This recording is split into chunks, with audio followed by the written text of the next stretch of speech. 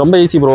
நீங்க வந்து ஒரு சுவிட்ச் ஒன்று வாங்கிக்கணும். இந்த மாதிரி இந்த சுவிட்ச் நம்ம ஆல்ரெடி செட் பண்ணி வச்சிருக்கோம். ஆமா, இது வந்து நீங்க ஃபாக் லேம்ப் கொடுத்துருவீங்க. ஆமா, நம்ம அந்த சுவிட்சிலே கொடுத்துடலாம். ஈஸியா இது சுவிட்ச்ல இருந்து 2 லைன் வரும். அந்த 2 லைனை நீங்க வந்து அசாட் வந்து ஆக்சுவலி வந்து நம்ம ஃப்ரண்ட்ல மாட்டுறது ரொம்ப ஈஸியா இருக்கும். ஏன்னா இங்கே ஒயருமே ஷார்ட் ஆகி இந்த லைன்லேயே கொடுத்துடலாம். பட் நீங்க வந்து வைசர் எல்லாமே மாட்டி இருக்கீங்க. எல்லாத்தையும் ரிமூவ் பண்ணிட்டு மாற்றணும். அதனால நீங்க பின்னாடியே மாட்ட சொல்லிட்டீங்க. பின்னாடி மாட்ட எதுவும் ப்ராப்ளம் இல்லை. ஒயர் மட்டும் கொஞ்சம் லென்த்தியா போடணும். சுவிட்சுக்கான ஒயர். ஓகே, மற்றபடி வேற எதுவும் ஒயர் இல்லை. பட் இதுல நம்ம சுவிட்ச்ல இருந்து 2 லைன் எடுத்து டேங்க் வழியோடி கொண்டு வந்து சைடில் கொண்டு வந்துட்டோம்.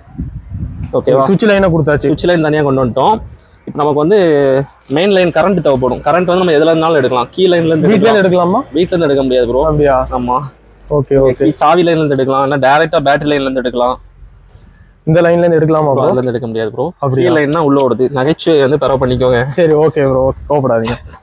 கீ லைன்ல இருந்து எடுத்துக்கலாம். அப்படி இல்லைன்னா சாவி ஆன் பண்ணா எந்த பக்கம் இன்க்ரீஷனுக்கு லைன் போதோ அதுல இருந்து எடுத்துக்கலாம். நம்ம வந்து இந்த டேஞ்சர்